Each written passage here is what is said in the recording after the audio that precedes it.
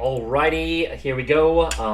Tonight, January 2nd, it's already January 3rd because I'm filming this after midnight, was the first round of the Boston Chess Congress. I entered the U1700s because, well, I didn't want to play up, to be completely honest.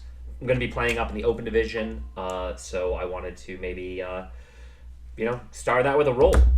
I was paired against, I was paired down because basically the first, when you're 0-0, everyone's kind of thrown in. What they do is they split the first half, the top half, against the bottom half. And because I'm up my rating, I'm obviously in the top half. I got paired down somebody about 260 points lower than me by the name of Eckstut Hakobyan.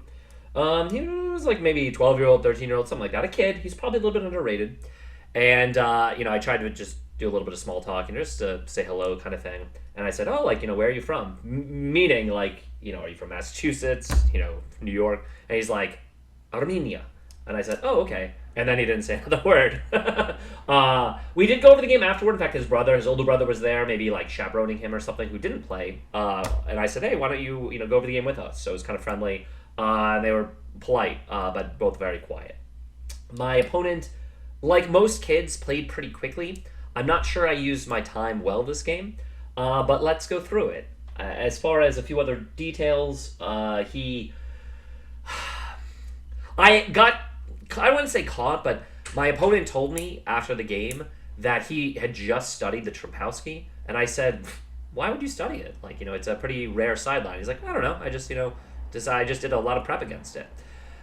So I think I walked into prep, number one, which is really weird when, 1300 has total prep. Also, I don't actually think his opening prep was that great, for the record, but that's a whole other story. But nonetheless, I did walk into opening prep. In a tournament like this, it's kind of ridiculous to have that happen, but alas, so say la vie. I also felt throughout this game, and again, you'll see as the game plays on, kind of a little preamble, I really want to win because I want to win the tournament if I can, but you can't win the tournament on the first day. You can only play one game at a time. I also will be waking up at a reasonable time tomorrow because my second round game is at 11 tomorrow morning. So I'm going to be filming this one, and then I'll film rounds 2 and 3 tomorrow. Depending on how round 2 goes, I might take a bye round 4 because it's kind of early in the morning, and I also work Sundays, so I don't want to be exhausted. So we'll see how that is. I have until tomorrow afternoon to make that decision. Nonetheless, A-Shot, and I hope I'm saying that right. He didn't really. I said, oh, do you mind repeating your name? Because I like when I get people's names right. But yeah, he just said A-Shot.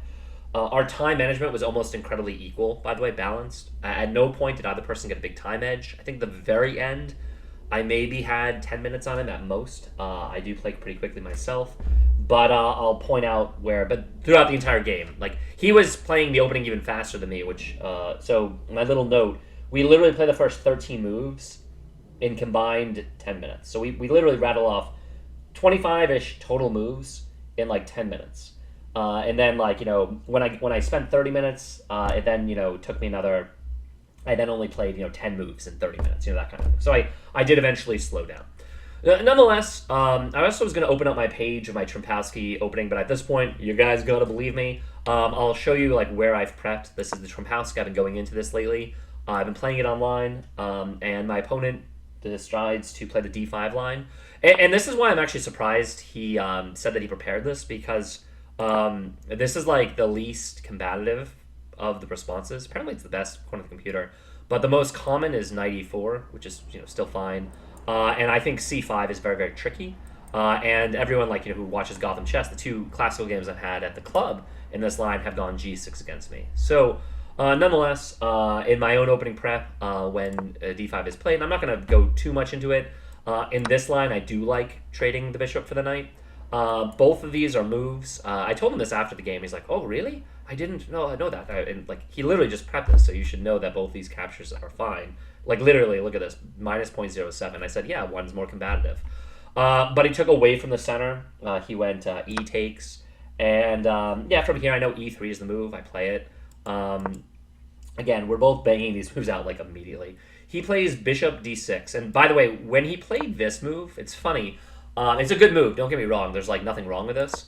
But for whatever reason, I didn't actually have this prepared. It's the 3rd most common move? 2nd most common? Or I guess as far as bishop... Okay, apparently it's the best move according to the computer. So I guess he had this prepped. I, for some reason, thought bishop e7 was the move. But maybe I'm wrong. Huh. All right. Well, I guess he did prepare it. I thought, but maybe I was misremembering a line. Again, all this stuff is fine. For the record, in the Trumpowski, you're not going to get, like, the computer's not going to say I'm like plus 0.5 or anything like that. It's always like basically zeros. It's just we're trying to get a position where there's imbalance, and I kind of know what to do, and that is at least what we've achieved. Also, against a guy, to be honest, who's like, let's face it, he's about 260 points lower than me. Like, I have to play for a win. You know what I mean? Like, I didn't want to. I don't know. I just wanted to play as well as I could.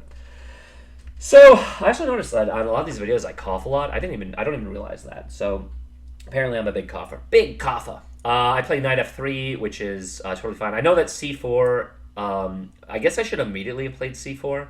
I wasn't sure if I should play which of these first. I actually did know that I was supposed to go c4 first, but I don't think it matters. Both moves are fine. He then castles. Knight d7 is a better move. No, castles is fine, still the best. I mean, he told me he basically prepared this again through like 12 moves, so I can't complain. Now I play c4, it's the best move. Obviously, I want him to take, and then I take. He didn't do that. He plays c6, and I told him that it's the best move. Okay. I thought that c6... Okay, it's the second best move. Interesting.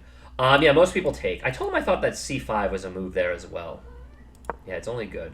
Yeah, and actually, when we got to this position, I thought that it was wrong to not take, and I kept trying to think why, and then I realized that I could immediately give him an isolated pawn. If I take and he takes back, his position would have two very minor weaknesses. He would have the doubled f-pawns, which is very minor, and he'd have the isolated queen pawn on d5. Again, two minor weaknesses, but it's basically what I'm playing up against. And so I thought, okay, if that's a good move, is there a better move? And I thought, maybe if I play knight c3 first, because then if I take, I'm actually threatening to win it right off the rip.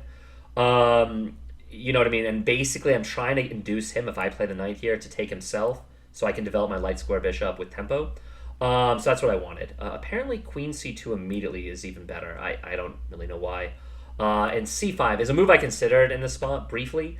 Basically trying to make his bishop bad. And what's funny is, in the opening, like, he ended up moving this dark square bishop like 3 or 4 times, and that's why I'm surprised he said he prepared all this, because it felt like I had a really nice opening. Like, I got exactly what I wanted, but he was prepared. So, you know, what can you say? Anyway, I play knight c3. I still thought that he should have just captured, and then I would have taken with the bishop, which is what the best line is according to the computer. But here instead he starts, you know, again, making all of these bishop moves. He moves the bishop back. It's like a logical move. If I take, I'm not threatening to win the pawn because he's obviously defending the queen. Pretty simple stuff. Having said that, I still think taking is the best. Computer agrees, because now I'm going to give him the isolated pawn. He has to take with the pawn. He does. And, oh, shit. I just realized that the analysis was on. I've got to turn that off until afterward. I have not looked at the game. I did go over the game with him briefly. In my experience, I'm sure that those of you who play can attest to this. When you go over games with kids, it's, like, normally not that useful because, like, they don't say much.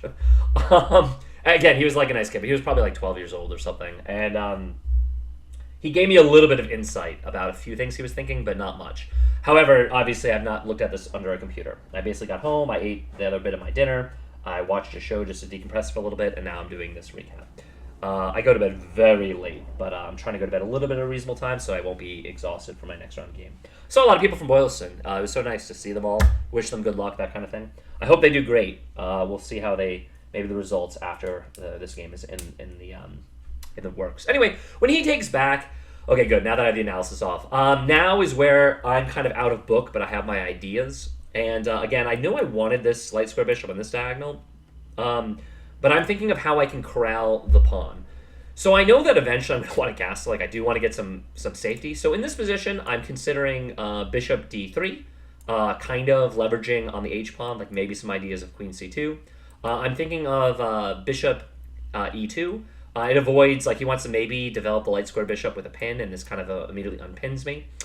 I'm considering g3 ideas, just to get in the fianchetto, and I thought that this was a very tender, long diagonal, because then I'm eyeing the isolated pawn. That all seems good. But I thought I found the best move in the position, and I saw queen b3. Now, queen b3 in a lot of Trumpowski setups is great, because we're on this diagonal, and I'm eyeing this pawn. The reason why I thought this was so strong, and I play it, is that, as you can tell, the natural move, and it's not great, it's passive, but would be for bishop to e6 to defend this pawn. But when I play the queen out here, he can't do that, right? Because if he actually moves the bishop here, I actually would gobble this pawn. I calculated, would my queen get trapped? And I calculated, well, here, first off, and by the way, as soon as I played this, I realized, at first I thought I was just winning the pawn by force. And then I realized when I played this, he has this interesting move, moving the bishop again, which is what he does. Again, he's moved this several times to pin my knight. Now I can't take the pawn because I'm pinned, and obviously still can't take the pawn because I'm still pinned. So that's what he played. But I did calculate, like, if, again, just so you guys can tell, on my time, I calculated bishop e6, really trying to hold the central pawn. I was going to gobble this pawn. I didn't think that this was poisoned at all. I didn't see a great follow-up for him. Like, if anything, I actually think his position's terrible once I get this pawn. Only move, what I saw, I mean, this, he loses the knight, this, he loses the knight, this, he loses the rook, so I saw this. And I thought that worst case, I could always bail out and go to c6. I'm not even sure I would. I was thinking maybe I would do something even more wild, like put some pressure on, bishop b5. And I thought that I was already in really good shape here. Yeah, anyway. But he plays the best move, I think. It's the pin, and now I basically realize, all right, this is a weakness. This is basically what I'm trying to gang up on. And I realized, and this is basically, you guys are going to see like 30 moves fighting over this fucking isolated pawn, because he doesn't make it easy, of course, is the game will basically boil down to, if I can win this pawn, I will win the game. It's that simple. If I can't win this pawn, I can't make progress. So I now have to think about a plan, like sort of long-term macro idea. I'm out of my like opening theory. And all those plans about the bishop, I still think all those moves are decent. However, I realize that if I play it to e2 or d3, I don't have any pressure on this pawn. And yes, maybe I can like backtrack my queen to c2 and long term maybe eyeball the h7 pawn. But that's like pretty easy to defend. And without like launching an h4 attack, it doesn't do that much. So I thought the more active line was to play g3. This gives me long-term maybe some ideas of like h4, etc., etc. So on move 10, I play g3.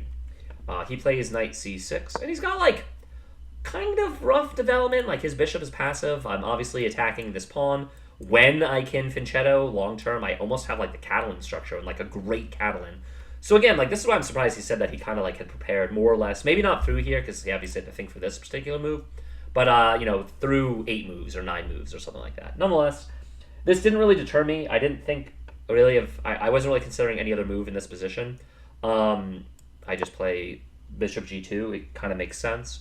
My idea is obviously I want to either play queen h4, knight h4, or knight d2, uncork, and I thought I would just be better. So that's kind of my plan. Basically, very clearly, this is what I want to do.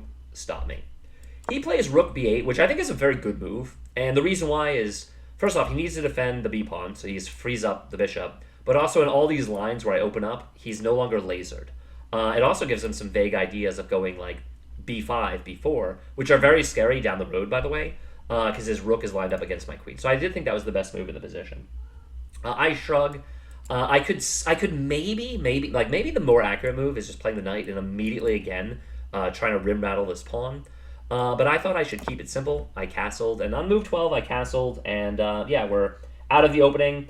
Again, we've spent like 10 minutes at this point, maybe a little bit more each, something like that. And yeah, we were really banging out moves, but I just didn't think they really deserve that much thought, to be honest. In this position, he trades off the bishop for the knight. What's funny is in the Trapowski, the biggest thing Black has going for it is the fact that they have the bishop pair. So as soon as he made this trade, like, yes, I don't have the immediate threat to win the isolated pawn, but I'm no longer down the bishop pair. So I just thought that, like, positionally, I knew I had to be better here. And the reason why is we're going to basically have equal material. My pieces are slightly more active. This is kind of a bad bishop. In fact, it's going to be very passive throughout the game. He's got the isolated pawns, and he does have the double, stack. So I realized that this isn't like much to go on, but I had to be better. I had to be pushing. This was my first real thought because I wasn't sure what to take with. My first natural reaction was to take with the pawn, for the record. I just thought pawn takes was better. But then I really analyzed. I thought for a while, and I then end up taking the queen. Let me just show at least why, like what I was afraid of. I thought if I went pawn takes, I would allow this move, knight a5, and by taking away the b pawn, like I would have to just give him this. I'm not sure what move I'd even make here. Let's just pretend I go to c2. Probably not the best move, but the danger is that if he can land the knight on c4, all of a sudden this becomes huge. I have a really brutal pawn here. I have no way of dislodging the knight. This becomes a so-called good knight because it has a nice fortress or outpost, excuse me. And I just didn't see anything I could do against that. So in those lines, I didn't like that. So I play queen takes. So now I'm thinking, all right, I still want to gang up on this pawn, but now maybe I can play for the c file. So I did think for a while, and I thought that there was nothing wrong with this. We're maintaining symmetry, 2 on the queen side and 5 on the king side. He doesn't have an e pawn; it's instead on the f file, which I think gives me slight pull. And he still has this isolated pawn. So I mean, this is like I've gotten a lot of positions like this, especially online when I've been playtesting the Trempowski. And the way I've been playing the Trempowski is definitely more positional. I think other people play it more aggressively and tactically, which I think I might need to go into more because, let's face it, this is pretty dry. However, a dry position where I have a slight pull in initiative against a low-rated player is kind of exactly what I wanted tonight. I'm not going to lie. Like this, from a game plan perspective, I did get exactly what I wanted. So now I just need to execute. I need to show my class, so to speak. Like that's the deal. He very quickly plays bishop e6, and like when he played this, I knew that this move can never be bad, right? Like he's further solidifying his pawn. He's trying to get his pieces off the opening square. But I know that when this is like a super pawn, it's very passive. And I just thought like, all right, this is great. Now let's try to make progress. And I had to once again make another plan.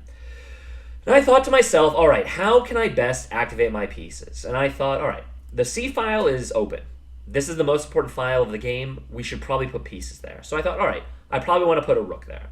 And then I thought, which rook do I put? And this is like the age-old classic, trying to get things right. I'm gonna show you what I did. I played rook f to c8, which he thought after the game was weird. But the reason why I did that is that I thought that there would be a lot of lines where I wanted to activate my bishop by going to bishop f1. Thereby, I could defend the c4 square while still freeing up my pawns to push. So that's basically what I saw. I mean, it's kind of that simple. When I explained that to him, he was like, oh, that's so smart. I was like, well, thanks. I don't know if that means that's good.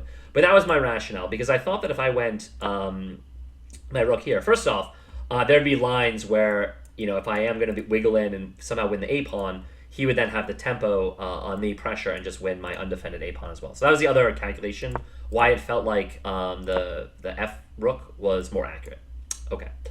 By the way, in the other moves I was thinking about this time, I'm still always considering like activating the light square bishop, but I really couldn't figure out where I wanted my knight. It just didn't have a lot of jumps, from here. So I was really trying to figure out where it could go. And the best that I planned, and I end up doing this plan later, is knight e1 to d3, so I can plant it on c5. Unfortunately, this always allows b6.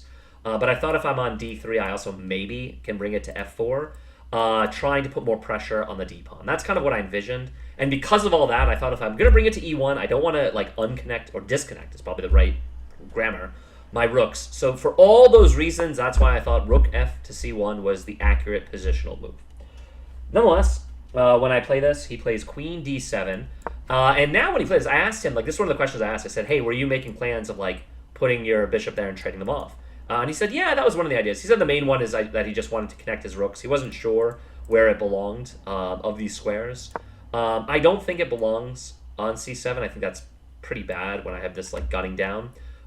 And I also don't think it necessarily belongs in e7 because that might be a backwards knight move at some point. So I actually think he made the right move here. I liked queen d7 for the record. Like, again, I thought my opponent was like just a little bit higher than 1300. I thought he played very well. Like he played good moves mostly.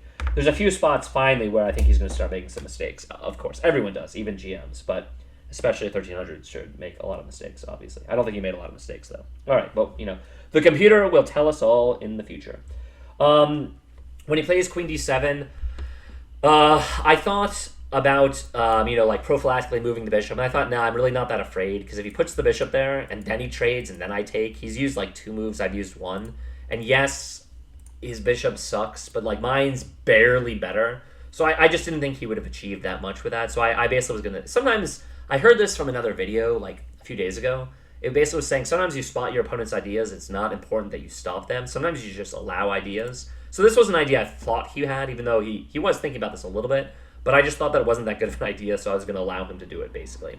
Anyway, I look at this position. I feel like we all have all the time in the world. I feel like playing rook c2 to double is very clunky, because I thought it would allow him to play bishop f5 with tempo. So I didn't think that was accurate. I thought that maybe I would sit here and get my knight into the game, basically. The only other jump that I was thinking long term, because I thought I had all the time in the world, was king h1. I know it looks insane. So I can put my knight on g1, so I could go to g2, so I could go to f4. But I thought that was really stupid when I literally can just do that anyway with a more active square on d3. So I vetoed that plan. The only other moves I was thinking about, other candidate moves, nothing else. I mean, e4 never seems to really work, at least not here. Like the tactics of putting something on c4 to open up the bishop doesn't really work on this game. In this game, although technically there was one move where I looked at the knight there, but nonetheless, none of this happens. I just kind of shrug. I'm trying to play in like a flow, a zen flow, and I just play knight e1. I'm just thinking I need to reroute it. He wastes no time, a shot, and he plays rook f to c8. And this makes sense. He wants his pieces on the queen side. That's where all the party is. His king is pretty safe, to be honest. I did think that he had some back rank issues. I thought at some point he should have played h6, by the way. I brought that up to him, and he's like, yeah, I probably should have. This is what I mean. I feel like he wasn't positionally like super sound. He left himself some weaknesses.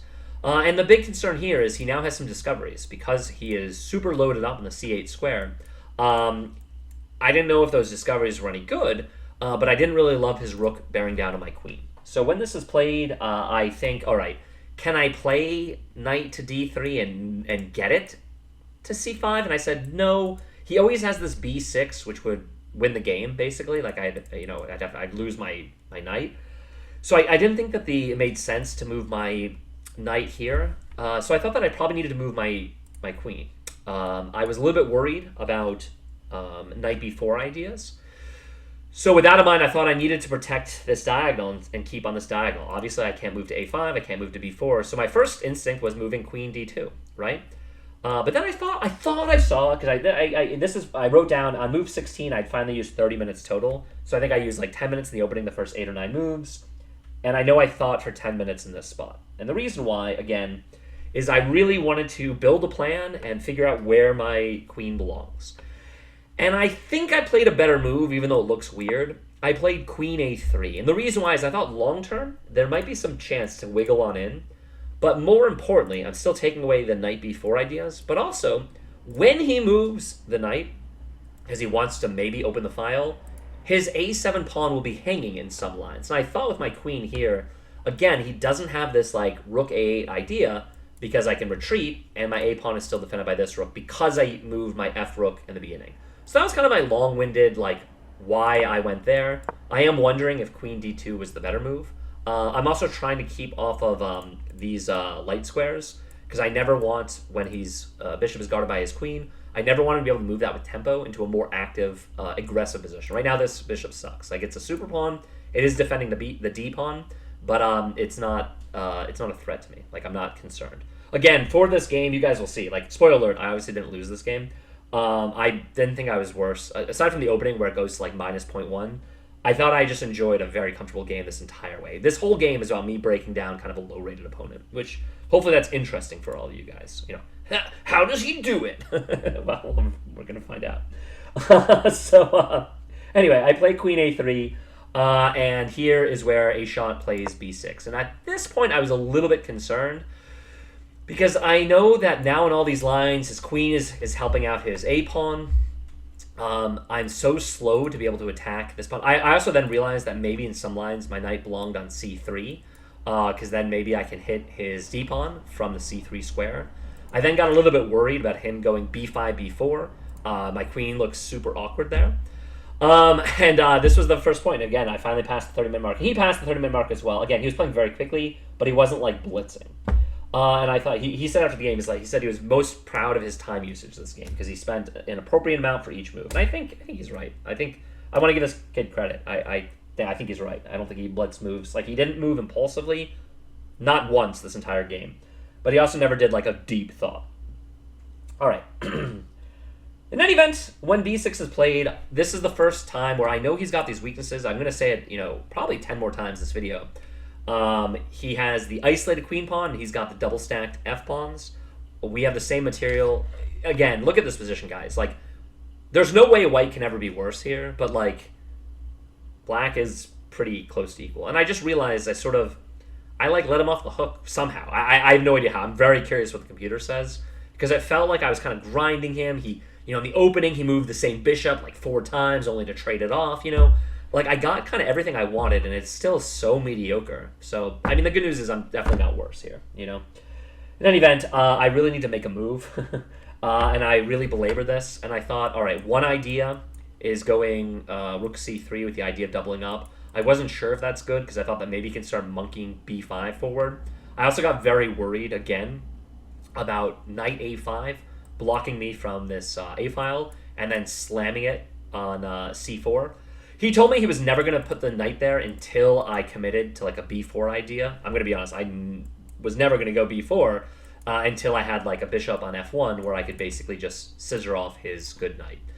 So it's kind of like a game of waiting. It was a waiting game. It was a waiting game. Not a very fun game. So I finally shrug. I played this move because, honestly, I thought that my knight was my least active piece. I couldn't find a more active plan, so I thought, chess 101, let's just get our pieces a little bit more active. I played a d3, knowing that maybe he can, like, poke it. I thought if I go here, he actually might be able to get some... He didn't even consider this. Like, this one thing that I was very afraid of is when, like, is basically attacking the knight, and then, like, if I go to f4, trying to be active myself, him just barreling down with, like, some g5 ideas. Not immediately, mind you, because there I'd finally be able to win this pawn. But you guys get what I mean. I wondered if actually he could start making use of his pawns, in which case, all of a sudden, maybe I'm the one who's going to be attacked, But nonetheless, I developed my knight. It just made sense to kind of, centralize it. Again, I just don't really have these jumps. They're all taken away. But I thought maybe it could live on f4 and I could maybe threaten the light square bishop. Some lines in the Trumhowski is actually okay to trade, and obviously it allows your opponent to fix their pawn structure completely. I really didn't want to do that, but I thought in some lines maybe that would be advantageous for me. Just not here, I guess. He plays rook c7. His plan is very simple and very good. He wants to double up his rooks and just kind of like, win the file. I thought I couldn't allow that. I got very worried about these b5, b4 ideas. I thought b5, b4 was very good, for the record. And I just played rook c3 with the idea of basically doubling myself and trying to get some kind of clarity from the c-file. I feel like I lost the grip on it. I realized that if he does this play, I do have b3, and I thought in those lines my queen is also protecting the c1 square. I thought that maybe I'd be able to move rook c2 and then get queen on c1 and do, I think it's like a reverse Alyekin's gun. So that was kind of like my long-term potential play down this file. Anyway, once rook b c8 is played, very, very simple. He played this move immediately. It makes sense. I don't see another move for him. I just follow suit, and I thought that, rook a to c1, I'm finally getting my last piece into the game. We reached a position that honestly felt very balanced to me. I mentioned these weaknesses a lot. I thought I was maybe slightly better. I'd be surprised if black is like minus 0.3 or something like that. But at this point I didn't believe in my position anymore. Not that I thought I was lost, hardly. I got a little disappointed that I basically kind of am sputtering against like a 1300, because most 1300s I thought would have blundered by now, and this guy certainly hasn't blundered. Nonetheless, finally, this is the spot, and I told him in the game, I thought this was a terrible move. Not that I said it was a terrible move to him, I wouldn't say. I said, yeah, Ashok, I think this was the first move that's an inaccuracy. This knight is really strong, actually. He's threatening, like, this b5, b4 idea with the knight active. It's obviously protecting a whole lot of things. It's basically preventing me. He moves it to e7, which is terrible. I thought at first, like, does he want to reroute it to f5? I didn't understand that. That's just totally dead. And if he wants clarity here, like, I'm going to end up owning the file. I thought, if anything, the move that he had to make was either knight a5, which I was worried about. I thought, for the record, if he went knight a5, obviously, threatening to just trade everything off, I can't play b3 here. I actually thought that we would have to I'd have to trade myself. We would get a position like this, and I thought that he would trade, and then he would play knight c4, and I thought black was better here. I saw this and I was worried because I thought black was better here. Not that there's anything significant, but he's got a really strong outpost. My bishop is hardly better than his, and my knight, all the jumps are basically taken away. So I was a little bit worried about that, not going to lie. I also was worried about, rather than knight e7, him just playing b5 here. The threat, obviously, is b4, forking my pieces. And I thought that maybe I'd have to play something like knight to b4. I mean, if he plays a5 here, we would go trade, trade, trade, trade, trade. All right, maybe I win a pawn here. Is this dangerous? I don't know. This didn't seem great to me either, you know? No. Then I checkmate him. Yeah, it is the back rank problem. Well, he didn't do b5, but I thought b5 was scary for some reason. Maybe then going here is not so bad. Knight b4. Maybe he just trades off everything.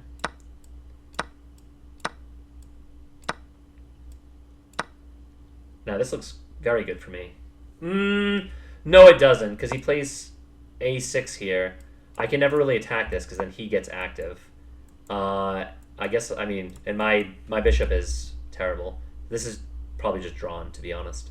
All right, well, none of that happened. Doesn't matter. He played back knight e7, which I thought was a bad move. And I thought to myself, yes, finally, I can do something. And I was wondering to myself, I was like, all right, well, what is that something that I want to do? I was like, should I trade everything off and then just like, you know, trade off queens and play this position where I have a pawn here and, you know, have a bigger center? And I thought, maybe that's actually pretty reasonable. And then I thought, wait, maybe I continue to make a developing move, force him to trade into me, and just improve my position. So I said, what improves my position? The only improving moves I could find were knight to f4. Again, long-term, maybe gunning down on these pieces. Bishop f1, which is an idea. I thought maybe I could land it on a6 and force him to trade off so I could end up with the file. I thought that was reasonable. And then the move I played, which is h4. My thinking was if this bishop gets traded, something like this, that there are some lines where I'd run with my king to h2 and then I'd have this fun skewer on h3. Honestly, it was a little too far away, but I did think that if we basically maintained tension, that I was going to go for this kind of idea. Basically, I kept trying to make improving moves to my position. I do think these are improving moves. This kind of stops g5, because then if he goes takes, then all of a sudden it opens up the e5 square for my knight. So I was really hoping that he would finally move f5. He's not. I wanted him to open a hole on e5. He just never did. Positionally, what he told me after the game as well, he's like, I aspire to just be solid. I don't care about winning. I just never want to lose. And I said, okay. You know what I mean? It's an interesting perspective from a kid, but can't argue with it. Anyway, when I play h4, I thought that this was an improving move. He then says, it's go time. We trade off all the rooks. Oopsies. Whoops. Yeah, I think it's the browser I'm using because this is not an updated browser. Anyway, when he takes here, I do another long think. I wrote down in my notes, I finally used a full hour by move 33. So again, we're playing pretty quickly. I don't know if queen takes is better or if rook takes is better. Or if pawn takes is better. For all the same reasons, as far as like maybe him getting his knight in. But I end up taking with the pawn. I forget why. Why did I think this was better? I know... Why did I think this was better? Sorry, guys, I'm a little bit tired. A wee bit tired. I'm not sure. I really don't know what's correct there. Queen takes or b takes. Nonetheless, I went b takes. I did think about that for a while. I wish I could convey my thought process a little bit better. And he now jumps back with his knight, and I think that's a great idea. He now spies the c4 square for his knight. It's pretty strong there, so I should not allow that, I guess. I play knight f4 finally. Long term, maybe attacking, basically attacking both the bishop as well as the pawn. He plays knight a5. It's pretty clear he's going to go in here, and I realized that I should not have allowed this. This is really clumsy of me. I play queen c1. My idea here, prophylactically, he's going to play this next turn anyway. I thought maybe I can swing my pieces in. Um, I just didn't see how I could get another attacker on this pawn. Like, I needed to somehow squeeze my queen in like that. I thought I could always play g5. I was considering maybe f3 would be good in that position. I don't know. I was. He said that he didn't really know what he was doing in this spot. Like, he just was kind of trading back and forth. I mean, he goes knight a4, knight c4 like several times. And I finally spy the active plan. So I go queen c1, and I go here for a reason. You guys are going to see what's up.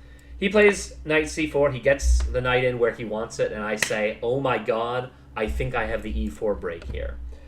So I play e4. And the reason why is I thought I needed to open up to get attack on his king side. The only way I can leapfrog, I can kind of ignore this pawn at this point, is to play e4 myself. When he takes, I take with the bishop. All of a sudden, my bishop becomes very active. Finally. Also, his knight is no longer tethered to an outpost. It will now be weak, so it'll be a target. Like, if I play here, I can maybe move my bishop to d3 and kind of attack it at that spot, kind of eject it there. If he plays b5, maybe I can go e4, etc., etc. So I play e4, and I thought this was my one really good move of the match. I think this is the best move. I hope so anyway, because he's kind of forced to trade. If he doesn't, I take, and his bishop's in a whole lot of trouble. I take with the bishop myself, and he plays knight to d6. And in this spot, I think for a while, like, I tank here, and this is where I go down lower in time. And I was torn between bishop to d3. I looked very quickly if there were any sacrifices, Greek gift kind of thing. And it didn't seem like it worked here because he could just always play bishop to f5. So I saw something funny. I play the queen up, thinking that if he goes trade, I have this geometry of threatening the back rank. He can never gobble this pawn, because then I check him there and win the game. So if he can't gobble the pawn, and I'm able to land queen a8, like he checks here, then I can finally take the a-pawn, and I thought his position will finally become unraveled, and I will win the game. So I liked that. I thought that was winning, so I played it. I played queen c2, and he tanks for a long time. This is his longest think of the game. I kind of thought that he would play just like h6, a move I thought he should have played a while ago. And he plays f5, bishop f5. And I'm like, in this spot, I basically, yeah, I don't know. I just basically, there's like two moves here, right? For white, you can either trade, which I do, or you can play f3. And I didn't like f3 because I thought in lines of f3, takes, and then queen to g4. And I thought all of a sudden here, I'm actually giving up, like, all this counterplay. I don't know, maybe this is safe for me. Maybe I can just go king to g2 and I'm not really that in danger. And I just have, the reason I like e4 is it looked like I had a, connected pass pawn in the middle of the board that I could just push. But I just didn't think I needed the g pawn. I thought actually, so what happens instead of there is I end up trading. He takes with the queen, forces queens off, I thought. He takes, and we just got a knight endgame. Equal material, but I have a passed pawn. I thought this was winning. I have no idea if it is or not, but I thought this was winning. So let's find out if I win this position or not. At this point, by the way, we're both down to, let's see, we're both down to like 30 minutes. At move 40, you get another 30 minutes, and I realized I had like 30 minutes to make 10 moves or so. So I actually got a little bit worried about my time usage, a little bit here. Yeah, I mean, just a little bit, just a wee bit. Yeah, in any event, yeah, so he takes, with the knight to, whatever that square is, f5. I go d5 here. I thought I needed to push. I'm obviously protected. I need to just run it down the board if I can. This may have been a mistake, by the way. I think I actually should have centralized my king first. I should have done this slower. It's really hard to calculate these kind of like knight pawn endgames. He plays king f8. He moves in. He played king f8, and he offered me a draw. And I looked at the board, and I said, "There's no way you're getting a draw here." I mean, aside from that, I'm much higher rated than this guy. Just aesthetically, it doesn't matter that he's got 4 pawns here. There's absolutely no progress he's ever going to make on my king side. When I get my king in, I have these I got the passed pawn. Like, I don't know if this is winning, but I also know I should never really lose this game. Like, maybe in blitz, if I get low in time or bullet or whatever. But like, there's no way this is a draw. Maybe it is. Maybe I'm not winning. I don't know. But I immediately said no. I didn't even say I'll think about it. I said no.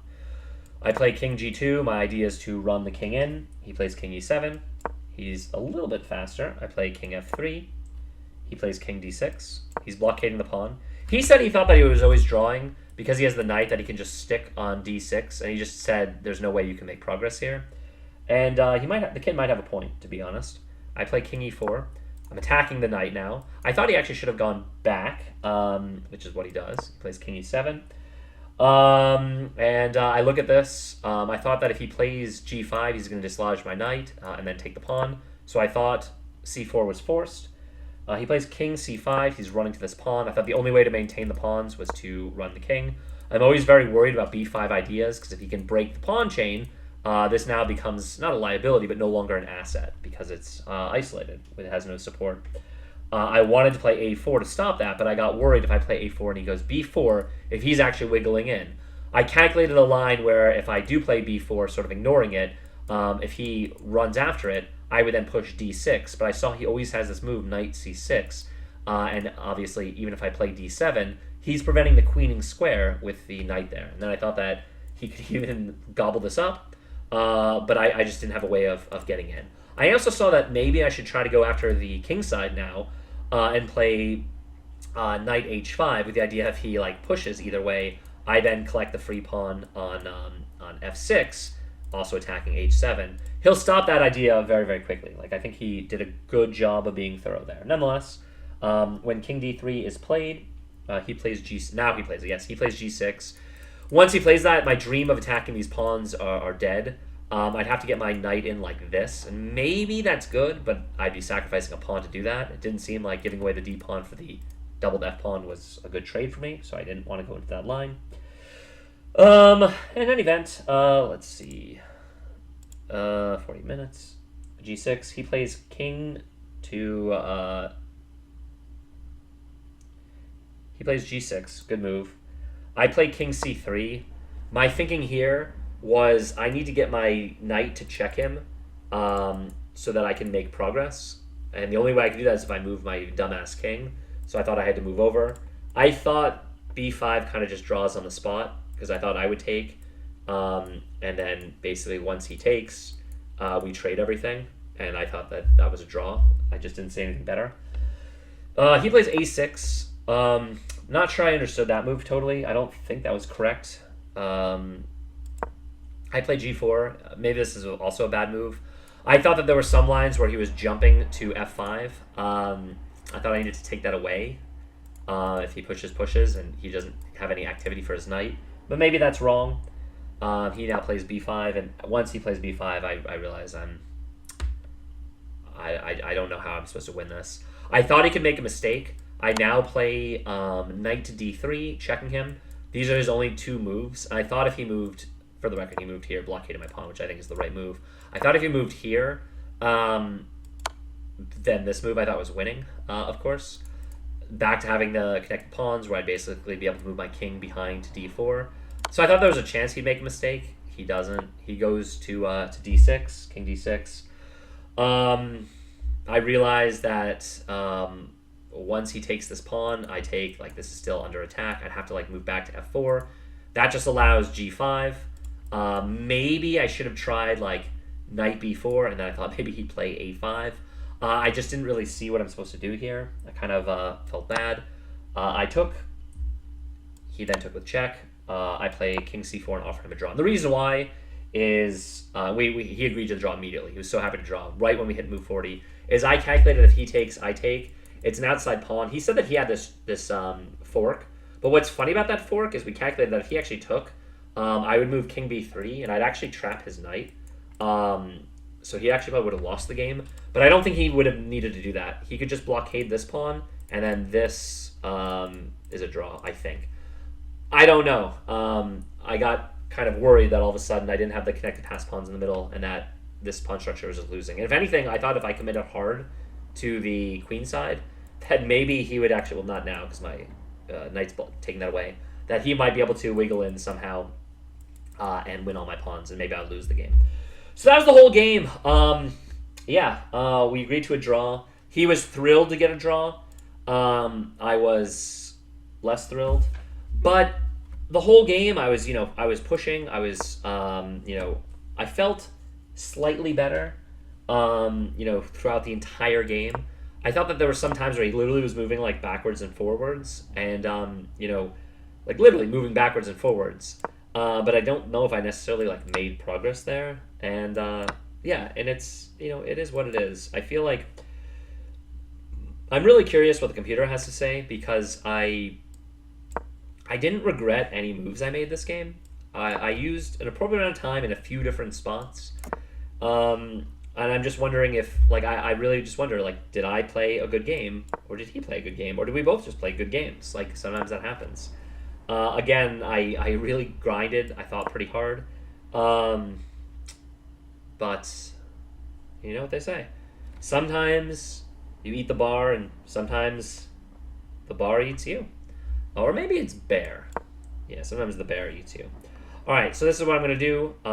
Let's go back to L computer. I think we turned it on in the spot. So queen b3. Oh, they don't like this move. What? Oh, I took first. Son of a bitch. I'm pretty tired, as you guys can imagine. Chess can be draining. A lot of times I'm not drained by chess, but sometimes I am. And for whatever reason, I forgot to tell you guys a story. Oh my god, story time. So when I showed up at the tournament, maybe I did say this and I'm already repeating myself. When I showed up at the tournament, I drove to the Boston Harbor Hotel. It's only like a 15-minute drive for me. I went to the parking lot, and the parking lot's like $34. And I was like, what the fuck? So I literally did a U-turn, like, I was like, I'm not paying that much. So I look at my phone for like a public parking lot. I found one a mile away. Now keep in mind, you guys might not realize this. It's January 2nd or now January 3rd in Boston. It's literally 10 degrees outside, like literally 10 degrees outside. I park a mile away, literally. And back, in the airport, there's a public parking lot where you don't have to pay anything. It's actually slightly more than a mile. And I walked a mile in the snow. And I walked a mile uphill both ways, but I literally did that actually. And so I walked 20 minutes in the 10-degree weather to get to the tournament, and then I had to walk back to get my car. But the whole irony of that is that when they made the announcements at the beginning, the tournament director was like, "And remember, everybody, we have validated parking, so for the full day, it's only $10." And I was like, "God damn it!" So tomorrow, if I drive, I might Uber, I might drive, I don't know. I'm going to obviously pay $10 in the parking lot. I don't want to walk 2 miles in 10-degree weather anymore. That was a little bit hardcore. And when I packed up my belongings, the worst part, I told, I'm like 98% sure that this was a mistake, but some board to my right or left literally stole one of my pawns, okay? They stole one of my pawns. So now I have a chess set, and I'm missing a black pawn, okay? Like, that ain't good, Chief. that ain't good at all. And it's kind of annoying because now I'm going to have to, like, steal a pawn back. No regrets. So tomorrow I'm going to have to just use my opponent's boards, and I like my board. I like playing on it, I don't want that to happen. But anyway. In any event, now let's get to the analysis. Those were the little foibles out of the way. Again, I went over the game with my opponent. He was, like, really thrilled. And at first, he's like, oh, maybe I shouldn't have taken a draw. And then when we saw that his knight would get trapped, he's like, oh, if I did that, I would have lost the game for sure. So it's just one of these things, like, maybe I should have kept pushing. I really don't know. Like, time control, we both were low on time, but we just made move 40, so we both just got 30 more minutes, or would have gotten more, 30 minutes at that point. I don't know. Like, I just... Either the computer would tell me I'm an idiot, or I'm not an idiot. And I hope... I actually was a little bit reluctant to even I'll obviously go over all my games, but I'm a little bit worried about this one because I always felt better, but I just couldn't quite make like the breakthrough or anything like that. So I'm kind of curious at what point, mistakes are made. Mistakes Or made, because I certainly made mistakes. I mean, neither of us. It felt like the whole time, like it felt like my opponent was playing good moves consistently, but he had a couple of mistakes. Like I know when the knight went back, a few spots where I knew that they weren't accurate, but I just didn't have a good way of punishing it. You know, like I couldn't quite punish it. So who knows? I might also get a glass of water in a minute.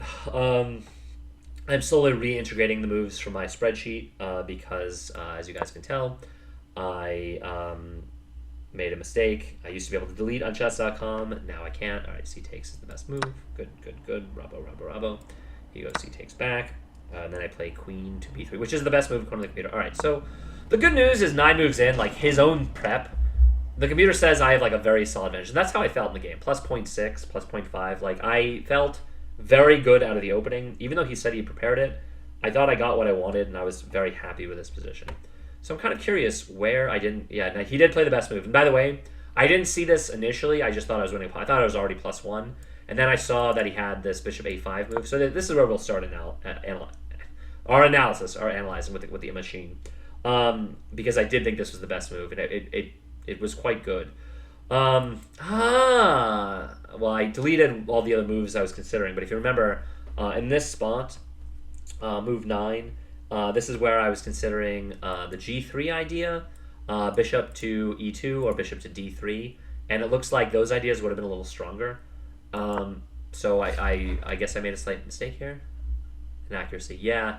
Kind of gave away the advantage here. Again, I thought that maybe this long-term, diagonal is strong, but they preferred just simply bishop e2, and that's what I wanted to play. And the idea here, of course, as you guys can tell, is he would then trade. They do like queen takes. Interesting. Queen takes is much stronger, actually, at least in that position. I'm kind of curious. And then from there, yeah, I'm not actually sure what the plan is here, but he develops, and then what's my move? Just castles. Okay. All right, whatever. G3. So I played it kind of slowly and probably incorrectly. He plays knight c6 first, which is the second best move.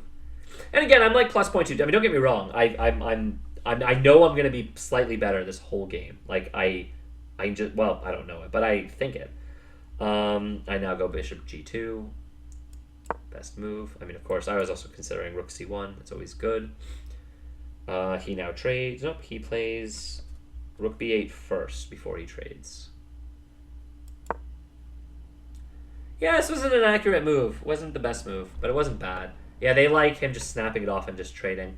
I castle, which is the best move. I mean, I don't know. Maybe I did play well. I've been playing really well lately, but just because I've been playing very well doesn't mean I always am going to play well. But, all right, now he takes. Computer says I have, like, a solid advantage. Plus, like, 0.5 is great. And, yeah, all right, look at that. So I thought for a while in this spot. Looks like my thinking actually paid off. Queen takes is way better than b takes. For the reason that if you go b takes, again, the plan of knight a5. Again, I wish that I hadn't messed up, but you would have seen my calculation from the the first half. You guys know what I'm talking about with b takes. So I went queen takes. So the computer agrees with that. So that's nice. Rook fc1 was his move. What? No, that's not. That's my move coming up. He plays bishop e6, which is like not a bad. I told him that he said that he thought this was a bad move. I thought it was doing something. I know it's a super pawn, but it is actually one of the better moves because it is in fact doing something here. I didn't think it was bad. Rook fc1. It's the best move. These moves are all equal. But yeah, I remember I was saying I wanted to use this rook, not this rook, because of ideas of like bishop f1. It looks like, oh, they like the plan of knight e1. Okay, what do you know? So I play rook fc1. He plays queen d7, which is one of the better moves, I guess. Queen d7. Now I play knight e1. Jesus Christ, I am making the best moves, guys. This actually makes me feel worse that I played very well and still only managed to draw. So there's going to be a spot where I'm going to not convert or something. Because the computer likes my plan, getting it. Well, so far, through 15 moves, I'm playing outstanding chess. So, props to me. Rook fc8. It's one of his best moves. I play queen a3. This is where I thought for a long time. No, they like queen a3 still. I was concerned about playing knight d3 immediately, and they also like queen b3, putting it on this diagonal. Something I considered, but I thought that if I go queen b3, he just plays the knight a5 with tempo. So that's why I didn't like that so much. No, queen a3, it's gained in computer. It's now basically the best move. I play queen a3. Okay, looks like I'm playing pretty well. He plays b6 here. b6 is okay, but my advantage is growing. I play knight d3 here, which is not the best move. They like this plan. They like it. They really, really like it. That was one of my candidate moves. And they do like queen a4, pinning sort of the knight, I guess. I actually don't understand queen a4 here, if you guys see the recommendation. And then h4. h4 I thought was always a useful move. I do play it later, so I'm glad that I did know that. But the bishop is the plan I should have went with. And they don't mind the knight to d3, which is what I did. Knight d3. He plays rook c7, which is one of his best moves. Just trying to double up on the file. Which makes sense. I mean, I think it's a good move. In fact, they give him an excellent here. The computer says that they like g5. That's just something I was worried about, because I thought if he plays g5 first, it takes away my knight jump to f4, and this knight is really bad. It's part of the reason why I played h4 later, is to kind of take away these g5, kind of trade. Obviously, it doesn't take it away completely, but if he then doesn't have the f6 pawn, then it kind of opens up the e5 square for my knight, as far as long term. All right, rook c7. I play rook c3 here. They like it, they don't love it. They like knight to f4, which is where it goes eventually, but they like it immediately. And they do like the h4 idea. So, I mean, I'm playing all good moves. It's just my opponent is playing good moves, too. They give me an excellent. Okay, cool. He plays rook b to c8. It's one of the best moves. His best move is g5. I was concerned about that.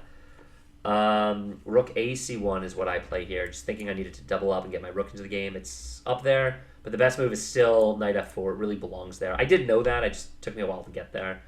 h3 is not a move I was ever considering, because it looks like you just give up a pawn. Maybe you don't, actually, because if you go trade everything, no, it looks like you do. I don't understand why that's up there at all, but whatever. Okay. Rook a c1. I just thought this move made sense. Connect the rooks. I did look for a moment in this spot for something better. I thought I could always play the knight over there. A c1. He plays knight e7. It's one of his best moves. Interesting. I thought knight e7 was a mistake. They give me an accuracy for this move. Rook a c1. It's the third best move. Third best move, they give me an accuracy. Interesting.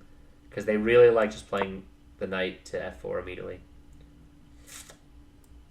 Yeah, okay. Well, it is what it is. Rook a c1. He plays knight e7. I'm really surprised. I thought knight e7 was a bad move. Wait, where are we? Knight e7 is his second best move. I really thought this was a mistake.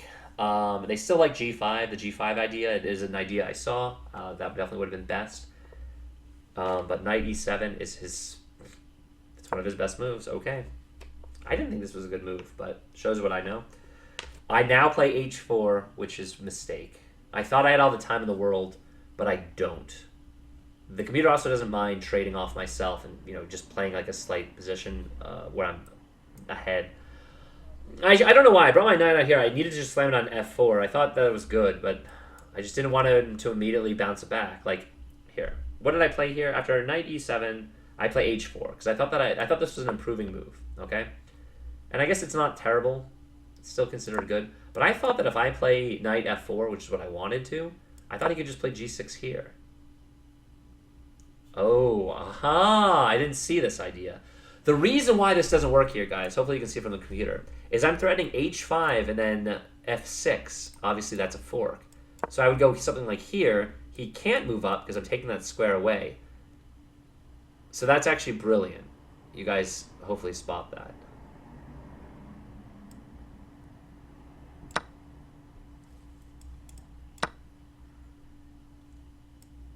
And that's just winning, actually. So g5 doesn't work. I didn't see this tactic, for the record. I mean, how does it even stop it? h8. Yeah, and I just win the pawn. And once I win this pawn, I'm actually in outstanding shape. Cool. And you can just do this so you can run. All right, well, that is good to know. Why that move is so strong. is because this g5 is not a threat, because I needed to see against g5 I have knight h5 threatening this fork, winning that pawn. I didn't see that, to be honest. I just saw that he could bounce me. That's why I thought I needed to play h4. So, all right, that's tough. Kind of curious if, my friend Ryan or other people would have spotted that. It's kind of a deep idea, but that is why, that's really threatening. Basically, f4 to h5. Not so much that I'm applying pressure here, but it's really this sneaky tactic, that fork. Fascinating. Again, I will admit it, I did not see that. Obviously, otherwise I would have played it. All right.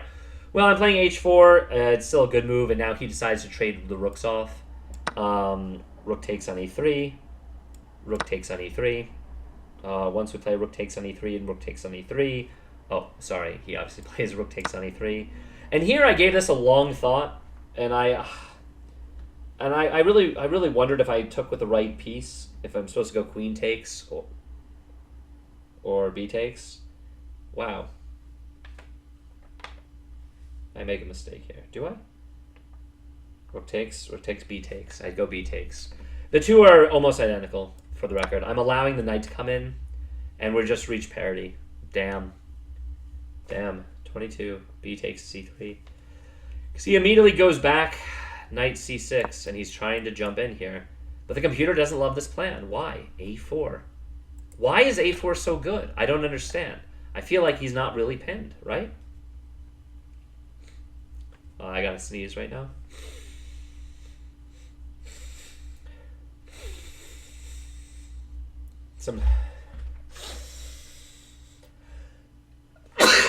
Excuse me. All right. Everyone always feels better when they sneeze. Sneezing is good. It's good. It's good.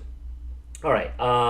Nonetheless, after knight c6, I play knight f4, which is still one of the better moves. It's just a little bit late to the party, to be honest. It's good, and I have a bit of an advantage. All right, so I needed to find queen a4. I'm going to be honest. I don't understand this move. What am I threatening? Like, this pawn is not under attack. It's literally got two defenders. Like, I don't get it. Let's say he plays a random move. Just because I'm curious what I'm threatening here. Here I'm threatening knight to f4, which is what I would have seen. Oh, because then maybe when we make these trades, I don't know, d6. I don't get it. I'm sorry. Even after playing a few moves forward, I still don't get it. Knight e7. Nope. Then c takes. Knight takes. All right, so let's play this line where they trade everything off, just so I can see what they're talking about. Okay. C takes. Knight takes. Now, after knight takes, apparently, like, white is just winning. Now, why is white winning? I have no clue, but apparently I am. Oh, you know why? Because I go knight takes, he goes bishop takes, I play bishop takes. We're basically taking everything off the board. He goes queen takes, and in this line, that's where I'm winning the pawn. All right, and that's where 1, 2, 3, 4, 5, 1, 2, 3, 4, 5, 6. We just have a queen pawn endgame where I'm up a clear pawn. So yeah, so I should be able to win this, I guess. Didn't see that. Didn't see that queen a4 is the key move to all that stuff. If he plays like knight e7. Okay, if he plays knight e7, I'm supposed to know that basically trading queens in this position is just good for me because I can play b4, and then he would go back to b6. So basically, in this position, where queens are off, he's got two pieces defending the isolated pawn. Again, if the isolated pawn falls, I win, but it doesn't look like it's falling yet. With the idea of knight a6 to c7. To what? Who cares? I don't understand. Yeah, he can start moving his king in. Whatever, I still don't get it, but okay. Maybe somebody can explain it to me when I'm not tired, because I don't understand why queen a4 is good there. Like, I just don't get it. All right, knight f4. I play out wide. Now he goes knight a5, which is the best move. Again, and this is what I was saying. Like, I'm just maintaining a small advantage. Plus 0.5. It's nothing to scoff at, but, you know, I felt comfortable, but I didn't feel like it was winning. They don't mind my move at all. Queen c1 is very, very good. They still like, they prefer Bishop f1. It's an idea and a move I thought. They like queen. I thought queen b2 was worse because I thought this would just come with tempo. Whereas if I play queen c1, when he slides his knight into c4, which is what he's going to do next, my queen's not immediately under attack. How come this is better for me? Because if he goes queen c4, I can now play queen e2. So I can reroute like that and come in here. But I was afraid if this was to happen, he would play bishop g4. Okay, and then I go to queen d3, and he just bounces back and forth. Oh. And then e4 works. If he takes with the pawn, I win the knight. If he takes with the bishop, I take with the bishop. When he takes with the pawn, now I win the knight. So that means that he can't play the bishop to f5. So you'd have to play like bishop back to e6. And then they think I can make the trade here. And after this, apparently this is good for me. And this is a tricky tactic. You can play bishop e4. No, it doesn't even work. Now the computer says this doesn't work. Okay. Oh, they're saying e4. Oh, just e4. Right, now the e4 break. Because again, he can't take because then I win the knight. So that's the whole key. I needed to have this setup where I could play e4. I mean, this is only a slightly good for white, but basically he can never capture because then, the knight falls. Like, that's the key. That's why this is good. So he does something like g6, and now I take. I go e takes. And now once this happens, now all of a sudden in this position, it's an endgame where he has a weak pawn, where it's always a threat. And I'm just basically going to have to gobble it up. I'll play this is pretty obvious. You play queen f3, and this pawn's going to fall. Yeah. g7, and we just finally win. The computer doesn't even want to win the pawn. It's not even the best move. But let's just say I traded. Then this is an endgame where 1, 2, 3, 4, 5, 6. 1, 2, 3, 4, 5. You know what's crazy? If you look at this, guys, I'm up a pawn, bishop against knight, and it's only plus point, not even 3. It's dead even if he finds knight a3. Wow. All right, well, let's get back to the game. I know we've been letting the analysis run quite a lot. This video's been 1 hour and 7. Hopefully it'll be over within the next 10 minutes or so. You guys know the result, as that's not in jeopardy. It was a draw. All right, queen to c1, then knight c4 is played. After knight c4 is played, I still have a small advantage. Is e4 no good here? I was really proud of e4. They like the queen to d1 first.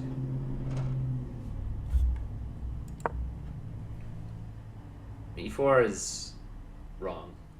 I need to trade first. Oh, this is really technical. This was a very technical game. Oh, you know what? Now e4 is good. Now e4 is good. If you guys can see the difference in the setup, now e4 is good. It's not even great, but it's like slightly better for white. Oh god. Yeah, I thought that basically I needed to get my queen on d3 so that this pawn is overworked, trying to protect the knight. Like that's what how I needed to set up my structure.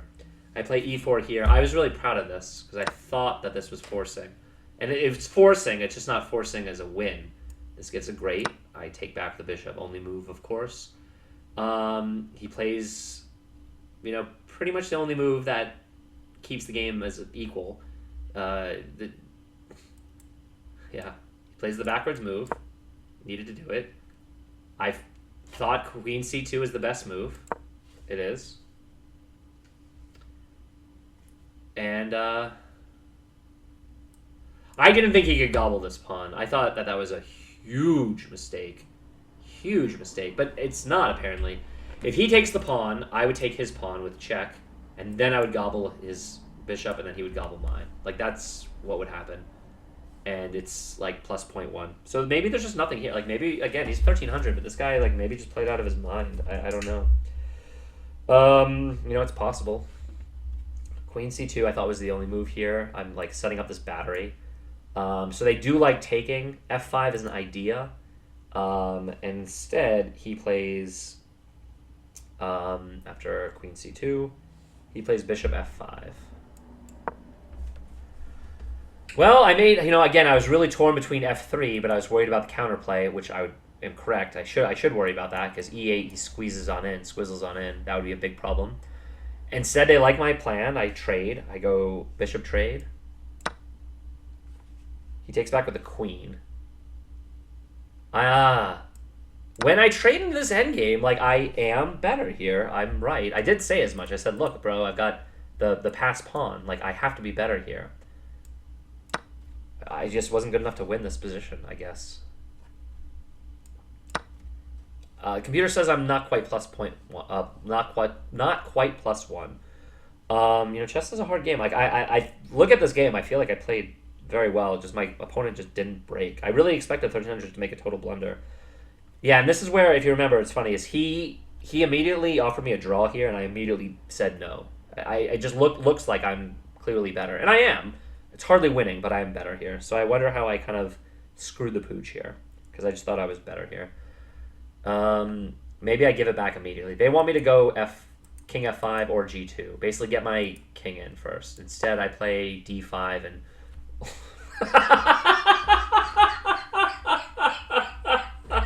I immediately give back the advantage.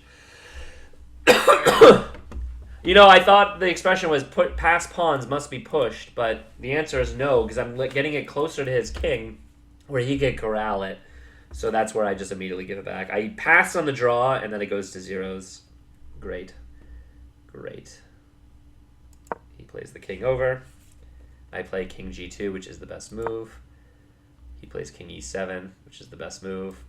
So I just fucked myself in this endgame. I was +1, and then I played d5, and I lost my advantage. And that was it. That was the game.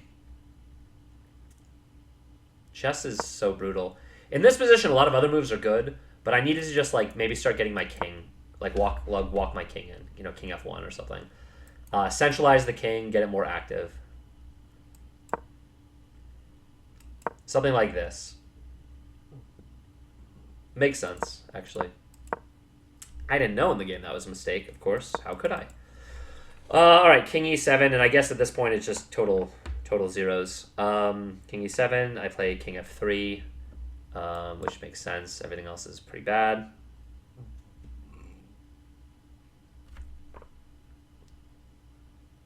King f3, excuse me. He plays king d6. It gives me a great move. Nice. I then play king e4, only move. All right, well, we're playing best moves in the endgame. He plays knight e7 here, which is fine. g6 is good too. These are those two moves, and apparently knight h6 is playable. All right, knight e7. I play c4 here, which is my only move. I mean, it made sense. I'm playing the only moves here. I thought I needed to keep these locked so that I could, have something to play for. I have no advantage though. I've really blown it. He plays king c5. It's his best move. I thought this was an obvious move though. King d3 I thought was my only move, but apparently I can play knight h5 here, and I can basically give up the pawn. I wondered if I could. My calculation at this point, I was pretty tired. Got a little bit too hazy. And this is where I stopped being, thirsting for the win around here, to be honest. Stop thirsting for it. King c5. Once he plays king c5, I go king d3, which is the defensive move. And the computer says this is equal. So, okay. For the record, what the computer is saying here, and it's hardly better, but basically, knight h5.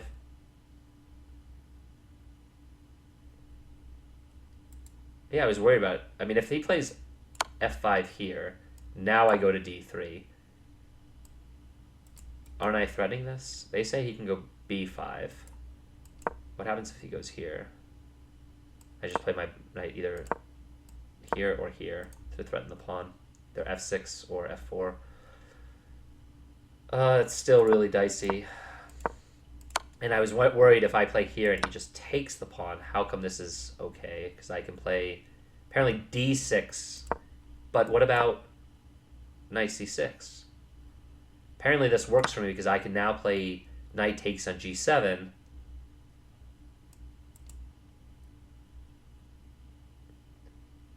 So he plays c5. Oh. And I play knight e8. I had to see this. I didn't see this far out, obviously.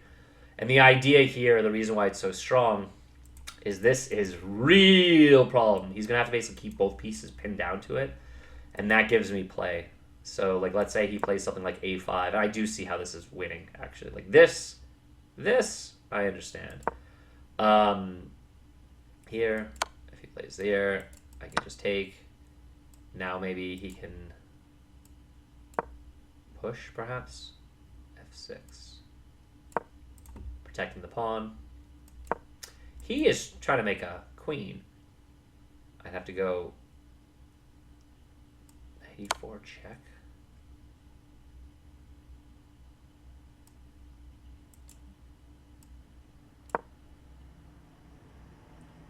Well, this is like really complicated. Like I'd have to find a lot of only moves to win this. I don't know. It's complicated and challenging. Like this is obviously where a very strong player would win this endgame, but most people would not. I think anyway. Maybe I'm wrong, but I think pretty strongly about that. All right, I play King D3. He plays G6 here. G5 is better. I did think G5 was better, but G6, I have a small advantage in this endgame. Like still. G6, I play King C3, it's the best move. It makes sense. I mean, again, for all the reasons I mentioned, trying to get out of the checks, I needed to clear the space for my knight. King C3, he now plays A6. I thought this was a bad move. Yeah, this one. So I have a clear advantage here. A6. I play G4. This was a bad move. Okay, I give my advantage back. I thought I needed to take away his jump. Obviously, that was a big mistake.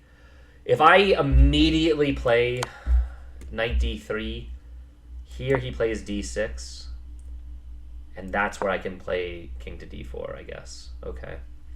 Really tricky stuff, So g4, b5 is played, and b5 is, I'm glad I offered the draw here, because all of a sudden this is finally a spot where I'm just not winning. He plays b5. I play knight d3 check first, which is correct. I thought there was a chance, like again, if you look at the computer, I thought there was a chance he'd fuck up. If he plays out to b6, it's losing, and I saw that. I mean, that wasn't that hard to find. But he finds the best move, king d6. I play c takes. He plays knight takes with check. I play king c4, which is the best move, and we agree to a draw here. Wow. Okay. Yeah, that's the game. All right. I mean, somebody at that rating is not supposed to play this freaking well. I did tell him. He's like, "Oh, I'm Armenian." I said, "Yeah." I said I knew that because I actually know the name Hakobyan is Armenian. Why is this thinking? Please don't lose the stuff, please. I just entered it all. No. No. No.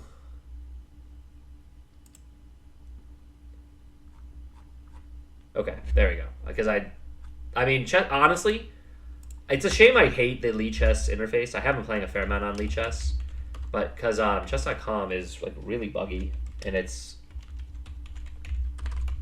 really annoying, basically. 1302 or something. All right, well, I draw a 1300. Not great, Rob, not great, but I'm gonna give him credit. Actually, I think he played great. Actually, right? Like, I think he played great at the game collection. Create new collection. This is gonna be 2020. So god, 2026 Boston Congress. Let's go Boston Congress 2026. Okay. Let's save it under that. That was game one. Let's hopefully that we can go back and come back tomorrow, win the game would be nice.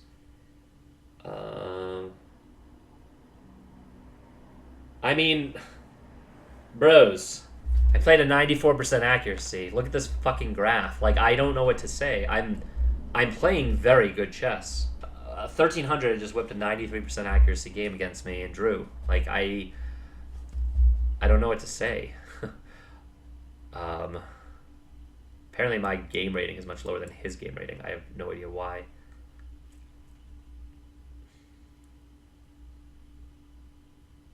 I don't know what to say, guys. Like, I'm actually very disappointed that chess is this hard. Because I feel like a 94% accuracy game is really good. Really good. And to not beat a 1300 with this kind of effort is, like, really disheartening.